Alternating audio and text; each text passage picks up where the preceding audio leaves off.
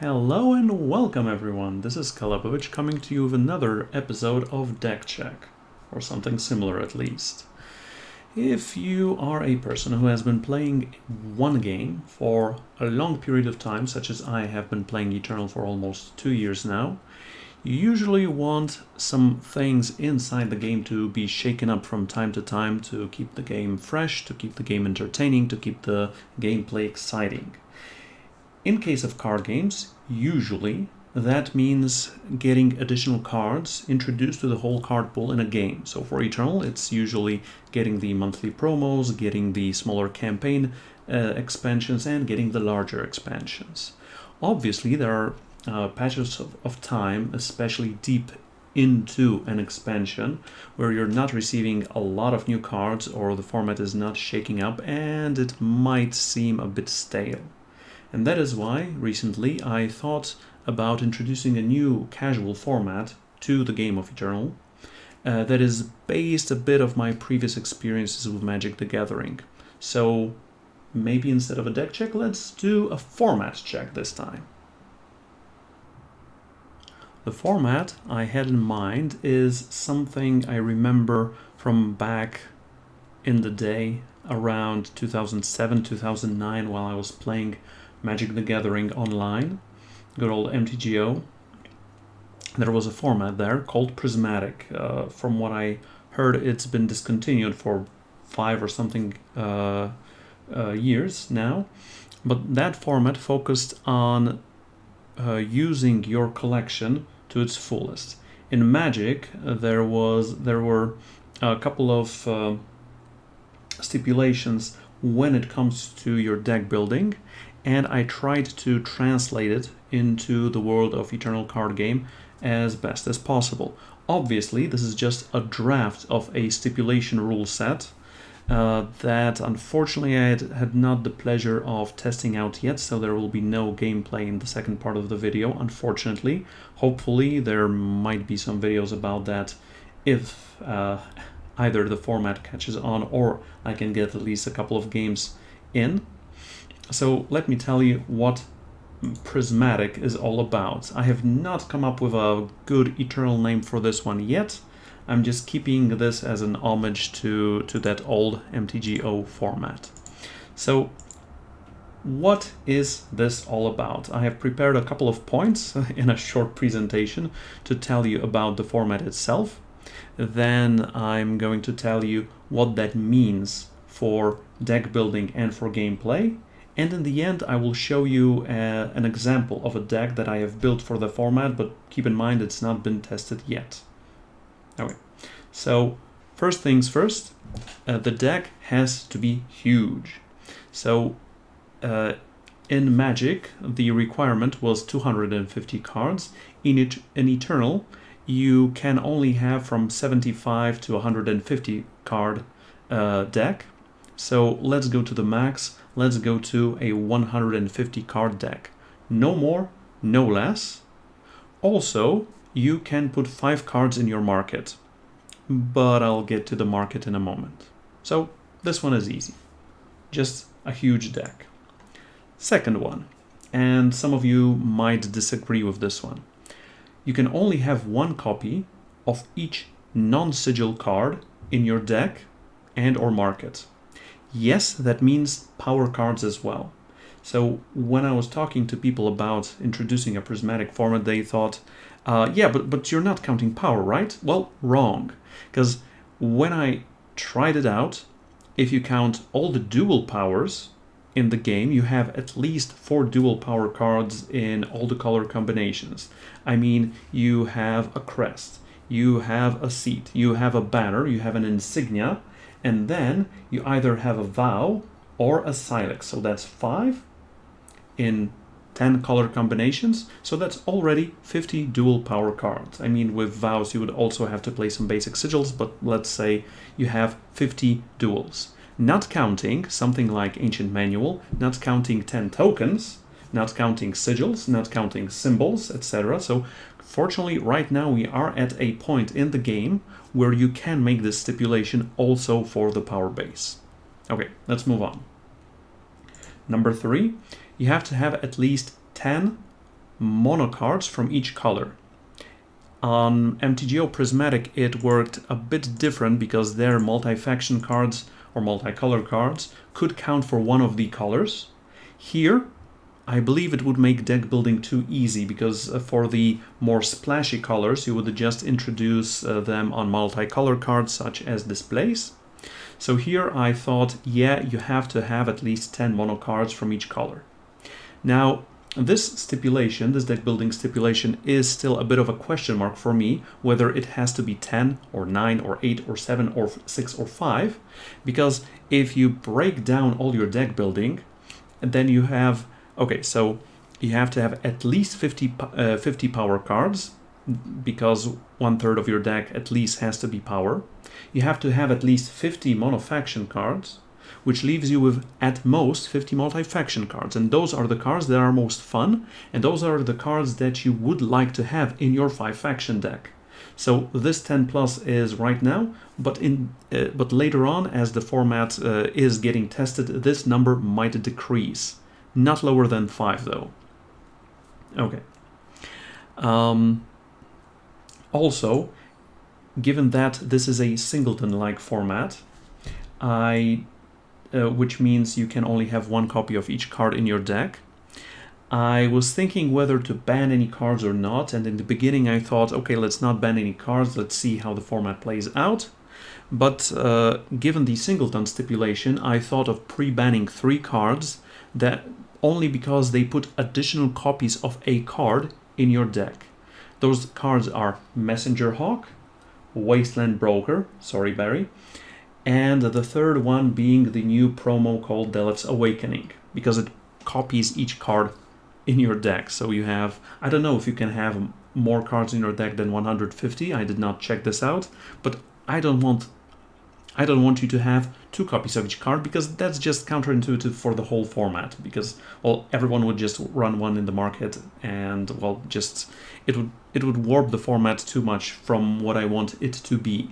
So given that we have a ton of cards in the game, banning just 3 is not too much at this point. Obviously in the future there might be more bans, but once again, format needs to be tested a bit more. And last but not least, to be determined, which means the format is just starting. It might be, if it catches on, it will evolve, and there might be additional stipulations connected to this one. Okay, so what does this all mean? What does this all mean for deck building? What does this mean for gameplay? In my opinion and in my understanding, this would result in a format in which it is more difficult for a player to build a very stable super aggro deck and OTK combo decks and mill decks. Okay, why aggro? Because you're running 5 colors, so even if your curve is very low, it probably will be difficult for you to get the correct power and the correct colors of units that you're going to play for 1 or 2. I mean, 1 drops are probably not going to make it. Starting on 2, which goes more to mid-range decks than to aggro decks, than to super aggro decks, is 1 turn slower, which means there might be a response for that. But remember that aggro decks win by being the most stable ones, and they usually win at the beginnings of formats because everyone is just playing a mess of cards that is not focused yet, and if they have a bad draw, you just win. So here, probably, it might not be the case, because aggro decks will also have problems of drawing what you need.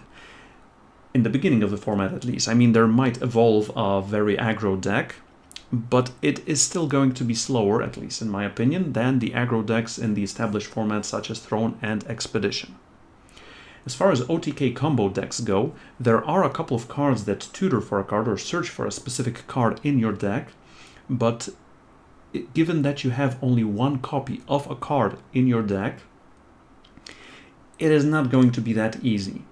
Even if you are running, for, let's say, a Reanimator, you can have 1 Grasping at Shadows, you can have 1 Mama Vara, you can have 1 Vara 7, the one from the 7 cost from Argent Depths, you can have 1 Pull into Nightmare, if you're running a Sentinel Reanimator, you can have one time rare that brings you back a Sentinel from your void to play, and that's about it.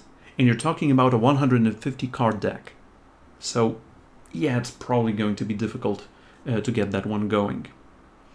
And mill, okay, well, it is much more difficult to mill the opponent if they have 150 cards instead of 60 cards.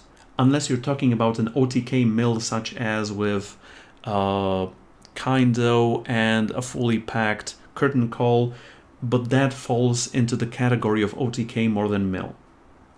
So, if these decks are not as persistent in the format, that means most likely the format will be more focused on mid-range, tempo, and or control decks.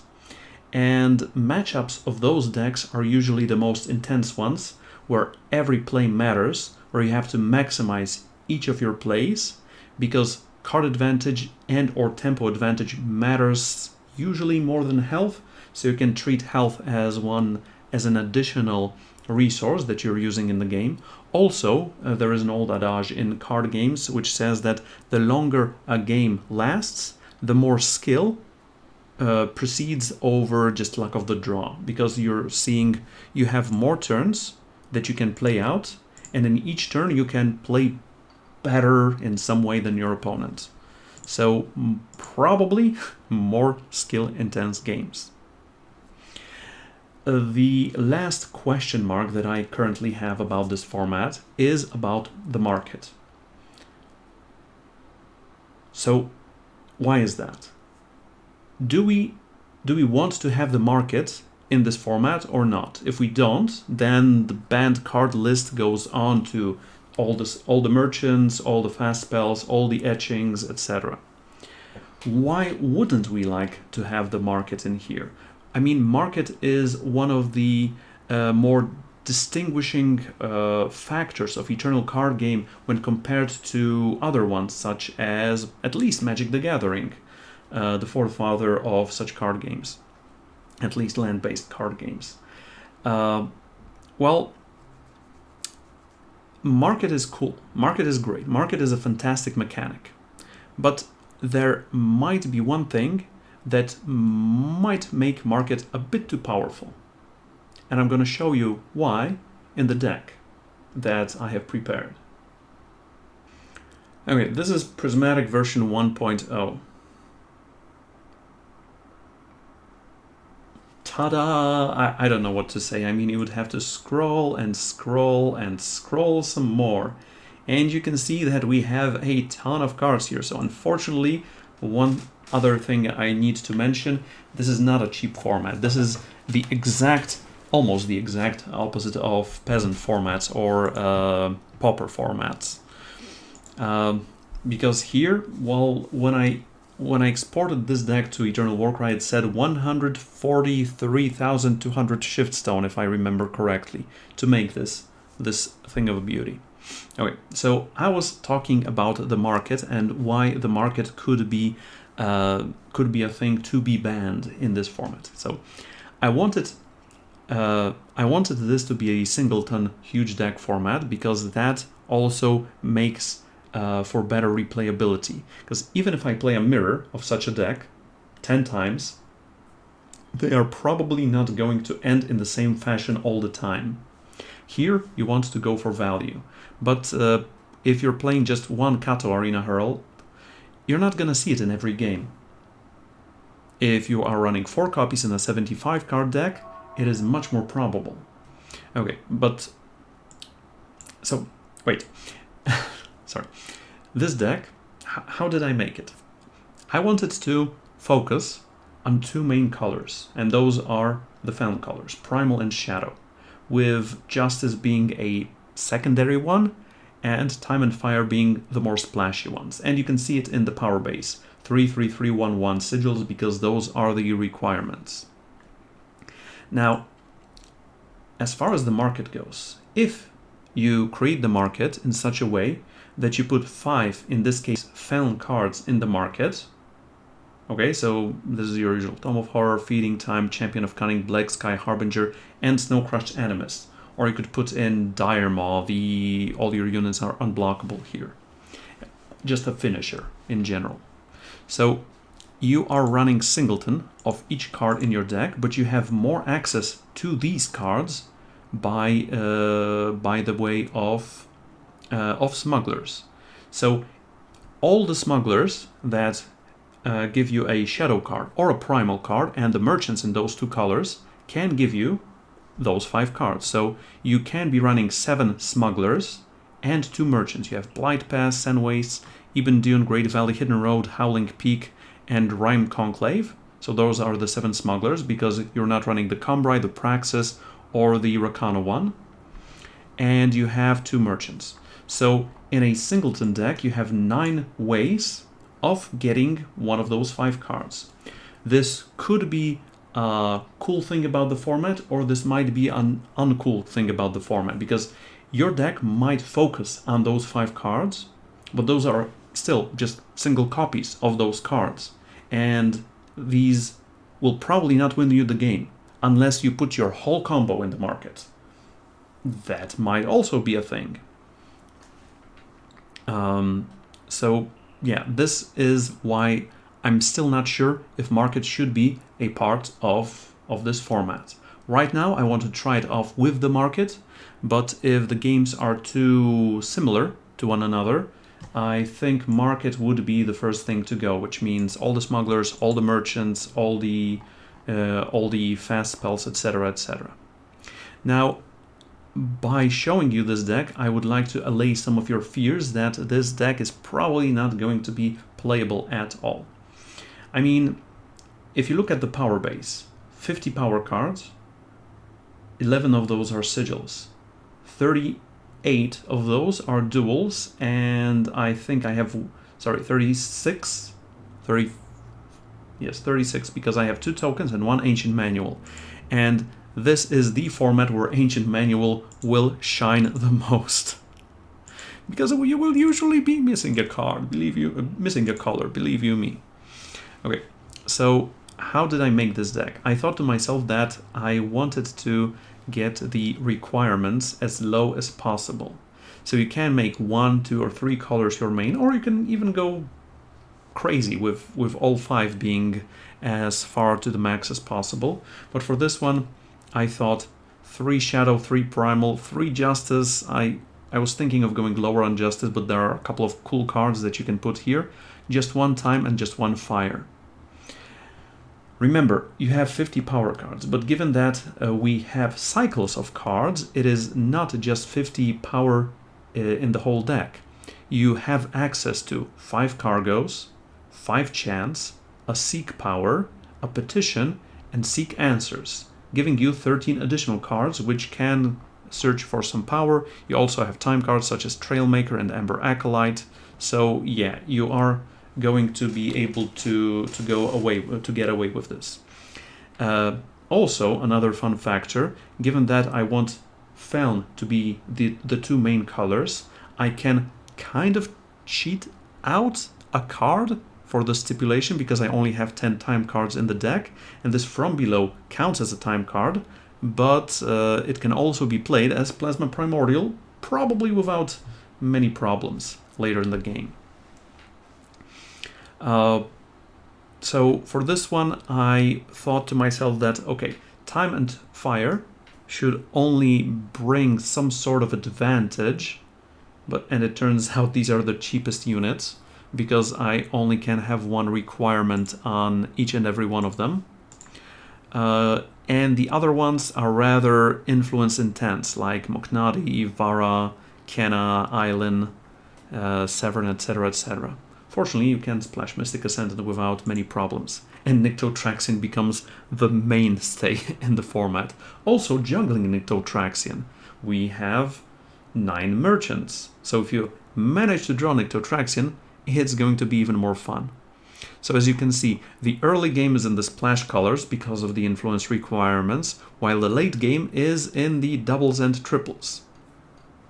At least that's what I wanted to go for. And, well, cards that usually don't see much play will also be put in the spotlight over here. Cards such as necessary measures. Draw a unit from your deck if it is the only one with that name. Ta-da! You can tutor for anything. You are welcome. Also, you can run almost any sites in your deck that go together with your power base, obviously. But well, here you can see it's from Regent's Tomb through Den of Ordeals to even Zalta Arcanum, one of each. Yeah. Also, given that you are, for example, splashing fire for removal such as Signal Flare, Torch, Conflagrate, Edict of Shavka, Sear, Pillage, Streets of Flame, that's what I wanted to go for, you don't need to play all the shadow removal such as Suffocate or Desecrate, and you can just focus on the value ones such as Slay, Death Strike, Fell Ritual. Green is also kind of prominent because I wanted to include a Harsh Rule and an End of the Story and an Age-Worn Vestige in the deck, because yes, if there so happens to be an advantage on the board from the opponent, yes, I would like to sweep it. Also, we can run all 10 displays. Only 5 made their way to this deck because 2 of them usually need you to sacrifice one of your units. So that's an unfortunate thing. And yes, so I'm jumping from tree to tree and from branch to branch just from what I'm seeing here in this deck. Now let's jump to the power base. Okay, so in all the non-blue and non-shadow combinations, I've only included crests and silexes. So Praxis, crest, silexes, and seeds. Crest seed, crest, silex seed, and in this one we have crest and seed. While in all the blue and shadow-based colors, I've also included banners. So we have Xenon banner, Elysian banner, Huru banner, etc., etc. Also in the main colors, I mean, at least in Huru and Feln, I've included vows, and I've included a token of purpose because it goes for the main colors. And I was missing a token, so I thought to myself, token of knowledge, to get that one more time influence going, because, well, time has slightly more cards than fire, and time can fix for other colors with Trailmaker, Ember, Acolyte, and even Waystone Gate. And as you can see, most of these cards, especially the late game cards, are just full of value. And, well, you have your Vestige, you have Cleaver, you have Waystone Gate, you have Spell Shaper, you have Bottled Storm, you have all the units that bring you some sort of advantage. And this is where the format should shine, at least in my opinion. Oh, and when it comes to fixing secret pages and display of vision as well. Yeah, this deck is available to download from Eternal Warcry. There is a link to the deck list in the video description, so you can take a closer look at what's going on here. And, well, yes, I don't know what more to say here. I don't want to just theorize on what could be happening for the format, what could not be happening for the format. I think this video has been going long enough. I hope this format will inspire at least some of you to try different things in Eternal Card Game, and I'm sincerely hoping I will get at least a couple of people to create a deck and find me on my stream and play against this piece of beauty on the stream. Even if you just download the same deck list from Eternal Warcry, I will be more than happy to play against you. Alright, so yeah, this is a slightly different format of a deck check, more like a format check. But I still hope you enjoyed the video and all the theorizing that comes from it. Thank you very much for watching.